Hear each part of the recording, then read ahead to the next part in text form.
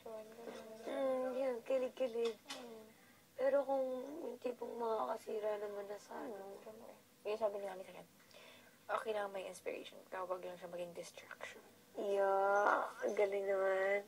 Totoo naman. Kasi Pero minsan totoo. sila mismo yung, hindi naman sa ano, pero minsan sila yung mag-influence ng hindi maganda.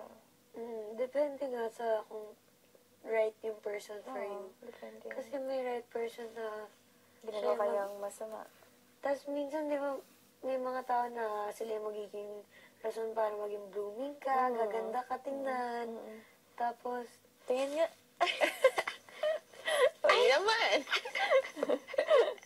Hindi, seryoso, di ba? Tapos, parang magiging inspiration tuloy na magpaganda lalo, maging magaling sa ginagawa mo, mga ganun. Kapag inspired ka, lalabas lumalabas. Oo. Minsan nga, pag bakit ako hindi blooming? Bakit? Explain. kasi hindi mo pa nadidecode yung message. Yun na nga eh. Minsan mga times na nakangiti lang, Kaya sabi ni Kuya kanina, hindi daw lahat nakukuha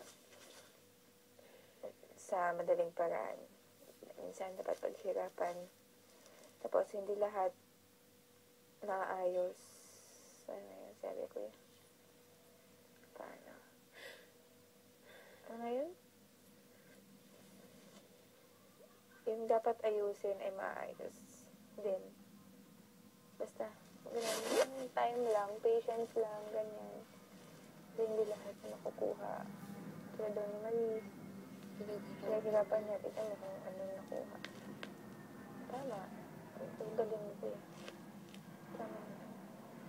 Pero yun sa'yo kasi Isa sa akin, sabi ko, Kuya, nabubuang na talaga ako sa message. Hindi ko na alam. Ang hirap. Pwede na pang lumabas? Uy. Bakit? Ba't ganun sabi ni Manolo bawal? Nakajoke ka ni Manolo. Tanong mo si Manolo. Tapos, ano na ngayon? Nahihiya lang ako magkwento dito tungkol kay ano.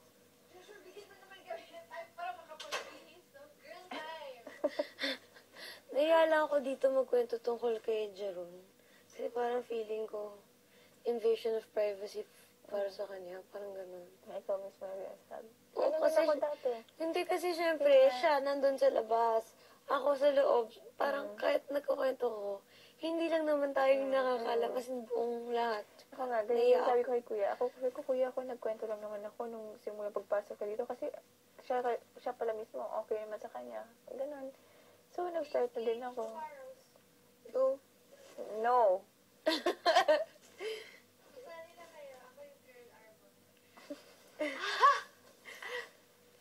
Joke lang. Joke ko lang. Yun. Twinnie. Eh ngayon, pumasok na siya. Meaning, okay sa kanya. Siguro. Oo, ganun din yung nangyari sa akin. Sakto pa. Ay. Hindi, seryoso, diba? Nung pagkapasok, sabi ko, uy, pumasok, so ibig sabihin, okay lang. Kasi nahihiya ako magkwento. Sabi ko, syempre, siya yun eh. Alam naman ako yung magsabi na ganito, ganyan. Yun. Update na lang sa labas. Uy, kinilig. Blooming.